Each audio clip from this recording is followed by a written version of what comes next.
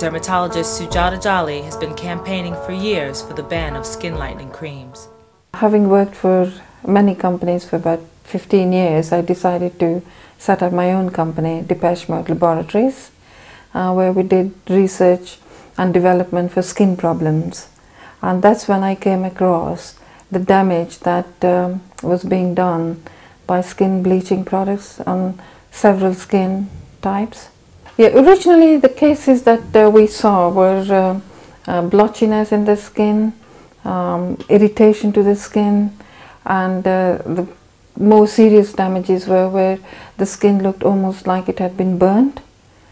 And then going even further, you would see where the skin ruptures and breaks open. And that's where my role stops, obviously, because then it's become more of a hospital sort of treatment. I've heard of bleach products being harmful, like through the media and that in the paper. But there's just one particular that they're considering that it's harmful. But the ones I'm using is probably not harmful to me. I don't think so anyway.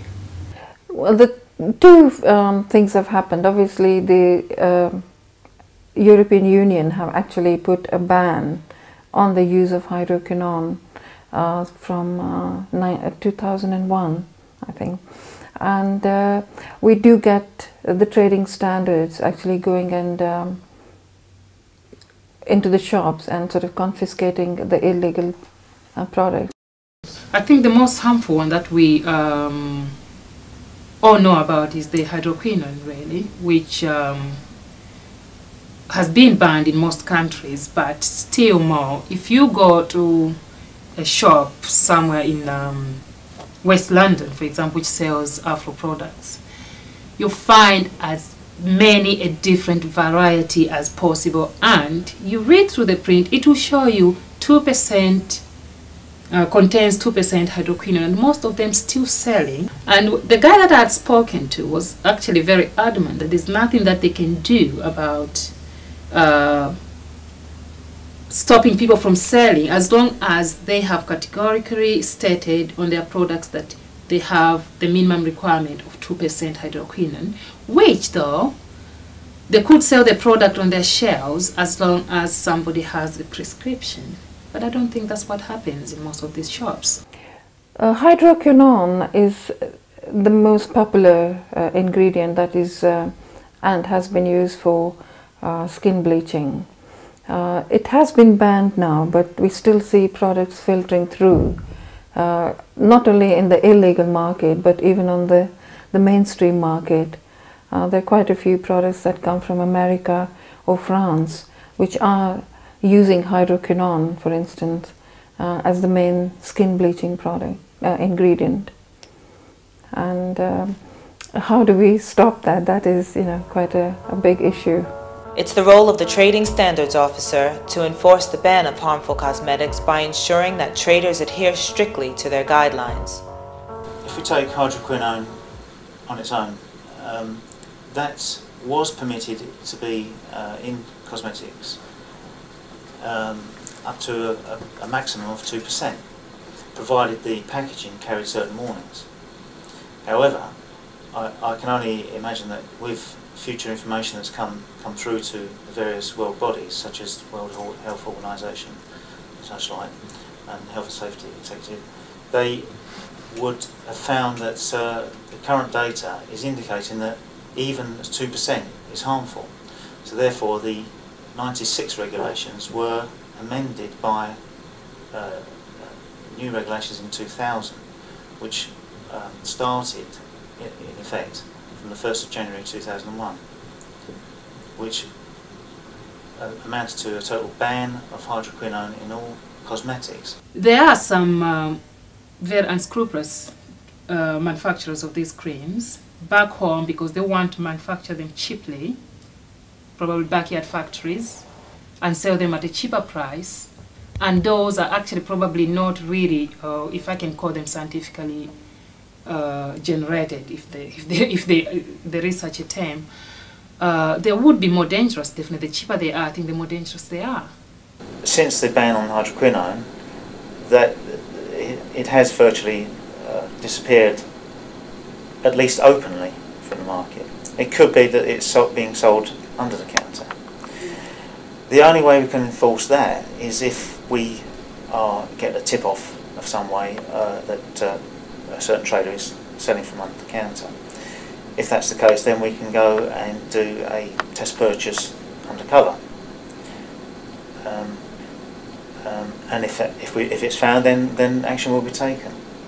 Mercury has been used in the bleaching products in the past. I'm not aware whether it is currently being used, but in African countries I know they have soaps, especially a mercury soap called Jumbo. I don't know whether it's still available. That had quite high levels of mercury. I've seen products from France that have come with hydroquinone and mercury, but mercury was banned in use of skin care products in about 1976. So, you know, you can still see, although things can be banned, but it doesn't mean they will be stopped. Because of the type of application where you get small doses, but you get them on a regular basis, the body can't cope with the removal of mercury very easily from the system. So the effect will be that it will accumulate in the major organs of the body. And I understand the results of that are that it can affect the nervous system, and that you possibly get tremors in the arms. There's some products that are actually produced very cheaply and they use mercury, which is really frightening. It is very frightening because the effects can actually, you know, damage your kidneys, can have heart failure. Our researcher purchased 2 different brands of Robert soap, one made in Nigeria and the other made in England.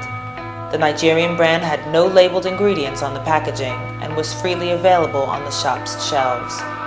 The English brand was labeled as containing 1% mercuric iodide, which is a very toxic chemical, fatal if swallowed, inhaled, or absorbed through the skin.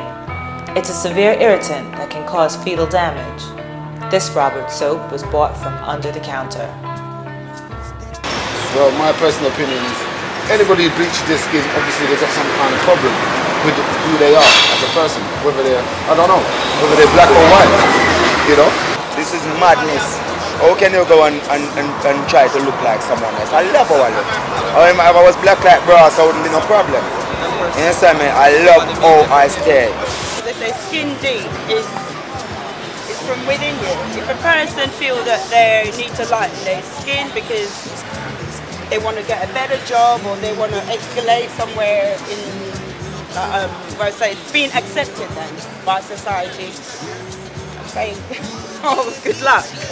So what do you think of all the girls that are using the creams and things? They need to go and cook their food in olive oil, greens, and buy nice fish. Put it in microwave, in foil paper, and that's the good ingredients for a nice healthy looking skin.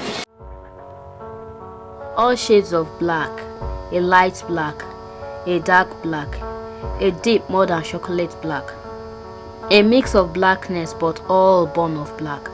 We don't get skin cancers unless skin cancers, you know, being precipitated by the effects of skin bleaching. You know, we are so blessed. You know, we don't need in Africa. Can you imagine the heat, the way it is? We don't need sun lotion. You know, all those expenses. It would even be more expensive, and we have to accept it has to move from our head to say not everything that is white is good.